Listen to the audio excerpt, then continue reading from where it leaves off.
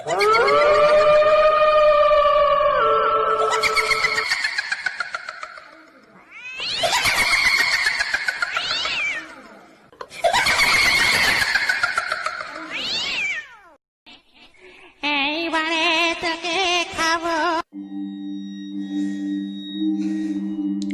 प्रेत की कहानियां पढ़ने और सुनने में तो बहुत ही रोमांचक लगती है, लेकिन जरा सोचिए, अगर ऐसे ही कुछ वास्तव में आपके साथ घटित होने लगे तो क्या आप इसे रोमांचित कहेंगे या डर के मारे थपथपाने लगेंगे?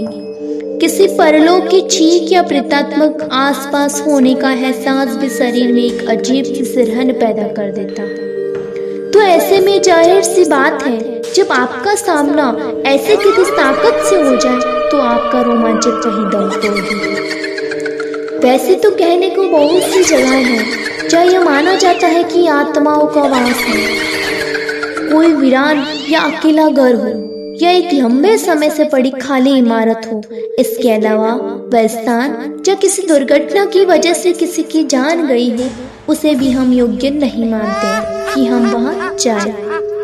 क्योंकि जिन लोगों की जान दुर्घटना में जाती है, उनकी आत्मा को मुक्ति नहीं मिलती, वे भटकते रहते हैं।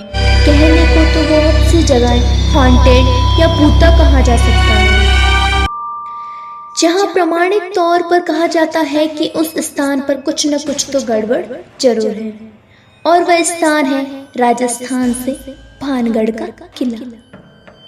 यह वह स्थान है जिसे पुरातत्व वैज्ञानिकों ने भी सामान्य नहीं माना है।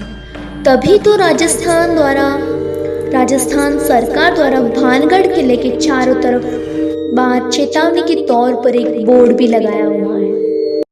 इस पर यह साफ साफ लिखा हुआ है कि सूर्योदय होने से पहले और सूर्योदय अस्त होने के बाद कोई भी इस किले में नहीं रुकेगा और नहीं आएगा। तो आखिर भानगढ़ किले में ऐसा क्या है जो आमजन को वहां रात के समय जाने से रोकता है? अगर कुछ है तो इसके पीछे क्या कारण है? हालांकि कोई भी पुख्ता तौर पर वहां घटने वाली दुर्घटना का कोई भी कारण नहीं बता पाया, लेकिन स्थानीय लोगों के बीच प्रचलित कुछ कहानियां जो ये साबित करती हैं कि वह कुछ न कुछ तो जरूर है।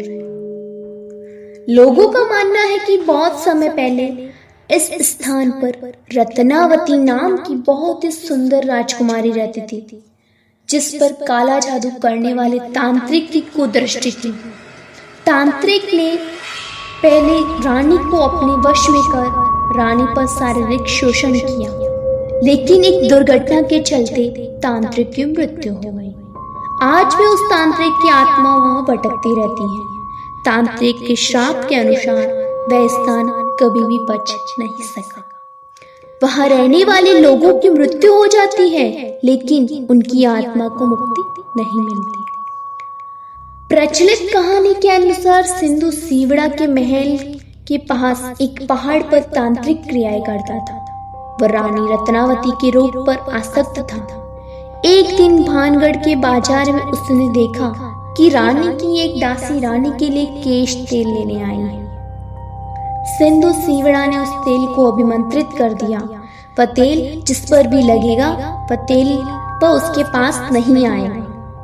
कहते हैं कि रानी ने जब तेल को देखा तो वह समझ गई कि यह तेल सिंधु सीवड़ा द्वारा अभिमंत्रित है। तो कहते हैं कि रानी भी बहुत ही सिद्ध थी, इसलिए उसने पहचान कर ली और दासी से उस तेल को तुरंत फेंक देने को कहा। दासी ने उस तेल को एक चट्टान पर गिरा दिया। कहते हैं अभिमंत्रित तेल ने चट्टान को उड़ाकर सिंधु सीवड़ा की तरफ रवाना कर दिया। सिंधु सीवड़ा चट्टान देखकर अनुमान सिंधु सीवड़ा ने लगा लिया कि रानी उस चट्टान पर बैठकर उसकी तरफ आ रही है। तो उसने अभिमंत्रित तेल को रानी को सीधे अपने छाती पर उतारने का आदेश दिया। जब चट्टान पास आई तो तांत्रिक को असलियत पता चली और आनंद में उसने चट्टान उसके ऊपर गिरने से पहले भानगढ़ नगर में उजड़ने का श्राप दे दिया और खुद चट्टान के नीचे दबकर मर गया। कहते हैं सिद्ध रानी को यह सब समझते देर ना लगी और उसने तुरंत नगर खाली करने का आदेश दिया। इस तरह यह नगर खाली होकर उजड़ गया।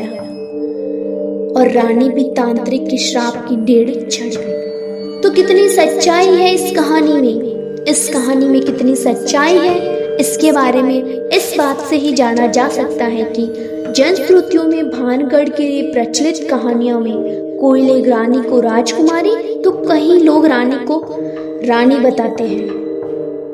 रानी रत्नावती का जिक्र तो हर कोई करता है, पर यह किस राजा की रानी थी? उसके राजा कौन थे? उसका शासनकाल कौन सा था?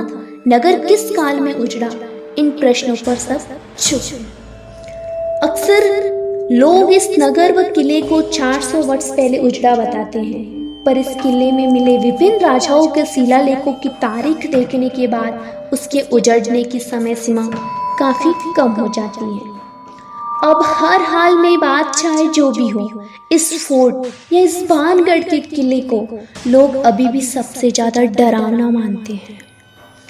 ये कह सकते हैं कि भारत का सबसे प्राचीन स्थान जो भी है, जिस पर भूतों का निवास होने की पूरी आशंका है, या जहां भूत विराज करते हैं, वो है भानगढ़ का किला।